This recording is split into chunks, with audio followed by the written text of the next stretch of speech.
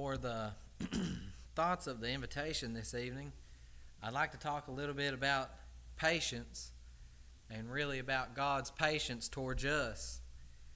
And I think a good example of God's patience and steadfastness towards us is in the Bible, is where they are moving the Ark of the Covenant, and there's given specific instructions to King David and how to move this ark. They were very intense, I guess you can say, instructions on how this was to be moved from place to place.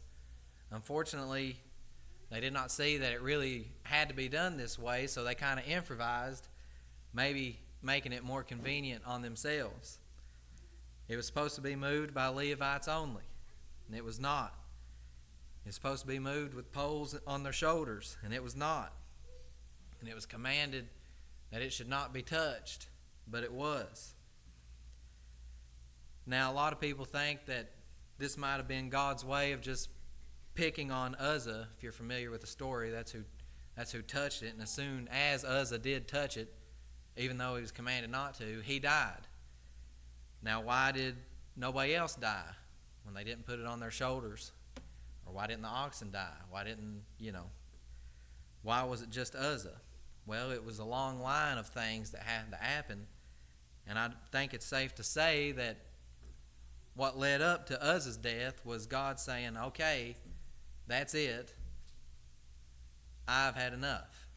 My patience has worn pretty thin. I don't know if anybody has ever said that to their kids or remember hearing that from your parents, but you're wearing my patience pretty thin is something I heard. I got a sister. She got told that all the time. I never did go through that much. That was a joke. But another example of that is in the book of Numbers. Balaam and his donkey, when he was beating his donkey that was stopped in the road to get this message from God, an angel says that if you would have continued, you would have died. He didn't die immediately. There was obviously a grace period, I guess you could call it that if he would have got up to a certain point, that would have been enough from him.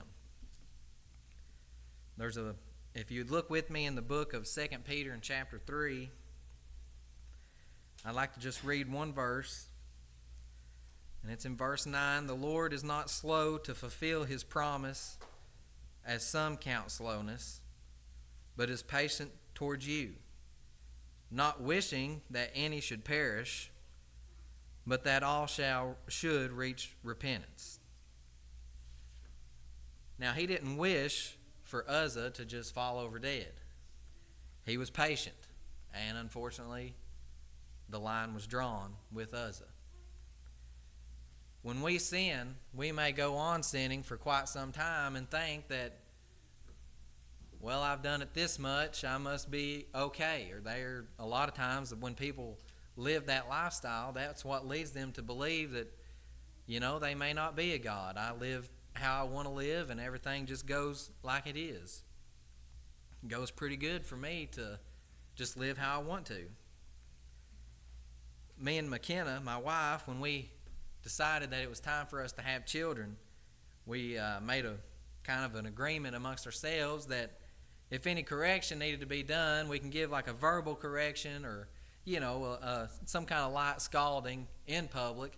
But when we get home, that's when we'll really do the correcting. We wanted to do it in the walls of our home, and that might be to a fault of us, but I don't know for sure. But when you're at church or when you're out eating or in Walmart or something like that, and there is a time when you need some correction and you give the verbal correction, but when you go on shopping and maybe go to eat or throughout a church service, by the time you get home, you think, oh yeah, I still got to offer up some kind of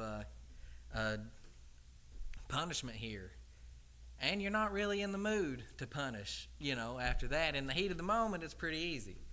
But after, it wears out a little bit, and you get home, and then you remember then, and that I think is kind of how the Lord is not slow to fulfill his promise. I think that's how maybe it might be to a fault of me and McKenna. We might slacken our promise of correction for delaying to correct in such a time. But it's unfortunate for us who are living in sin that God is not slow to fulfill his promise, even though we might go all of our lives without being punished. There is a promise of heaven, and there's an alternative, and it's just as much as a promise as well. And God's patience with us is wearing pretty thin.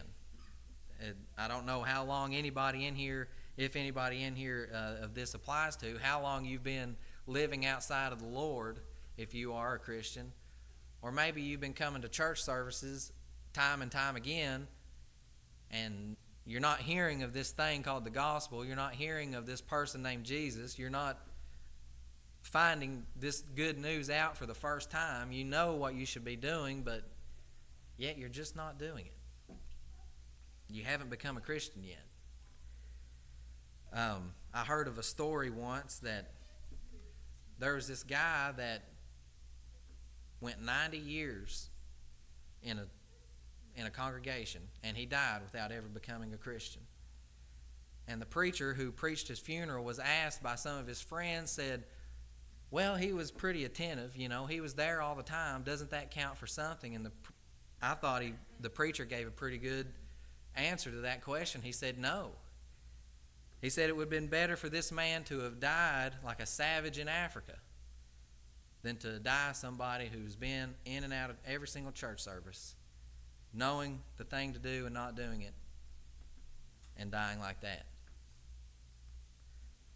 So God's patience is wearing thin. Whether we are a Christian but we've fallen back to the world, we just don't know how much farther we can go on living like that. If we're not a Christian tonight, but this is nothing new to us, and we're on the fence about it,